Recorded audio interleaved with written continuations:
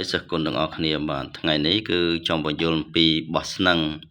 និយាយពីចិត្តយើងយកស្នឹងក្រៅពីហ្នឹងតែដោយសារតែខ្ញុំស្នឹងនេះគឺយកដើមពីថ្លែងគង់បាទប្រភេទដើមថ្លែងគង់ហើយយកមកចាក់នេះគឺអដ្ឋានតណ្ហាឋានសម្រាប់គឺអដ្ឋានរូបមេត្រីដែលអាស្រ័យយើងយករូបថតហ្នឹងដាក់ចូលនៅក្នុងនឹងរួចហើយអញ្ចឹងប្រភេទបោះស្នឹងមួយម៉ាត់មានន័យថាគេចងឬក៏តាក់ដូចជាយើងចងស្នឹងគោមិនឲ្យគោទៅណាចោលកលែងមិនឲ្យដាច់មិនឲ្យទៅស៊ីស្មៅស៊ីគោគេស៊ីដំណាំគេយ៉ាងណាគឺយើងធ្វើវិធីបោះស្នឹងនេះដូចគ្នាសម្រាប់ឲ្យប្តីប្រពន្ធនឹងវាស្រឡាញ់តែប្តីស្រឡាញ់តែប្រពន្ធមិនទៅណាចោលគ្នាធ្វើគ្រប់ហើយយើងបានធ្វើពិធីបោះស្នឹងបោះស្នឹងមហាបោះស្នឹងហ្នឹងចងស្នឹងគំនួចស្នឹងអីហ្នឹងត្រង់នាមត្រង់ខ្នល់ត្រង់ស្នឹងត្រង់ស្នៀមអីចឹងទៅ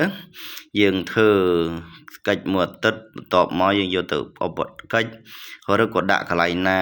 អំណាចនៃអាគមមុនស្នឹងនេះសូមឲ្យប្តីទៅដល់ណារត់រកប្រពន្ធនៅដល់ណារត់រកប្តីឲ្យនៅជាមួយគ្នាបីដូចជាគោដែលចងជាប់ហើយស្នឹងដែលបាក់ដាក់ចូលជាប់ហើយមិនបាក់បែកមិនប្រាត់ប្រាស់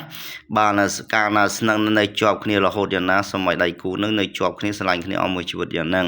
នឹងវិធីបោះស្នឹងយើងធ្វើគ្រប់មកទៅយើងយកទៅក្នុងព្រៃណានឹងហើយនឹងកិច្ចស្នឹងហើយរបស់ជាមង្គលប្រការពទា100មុខនឹងឯង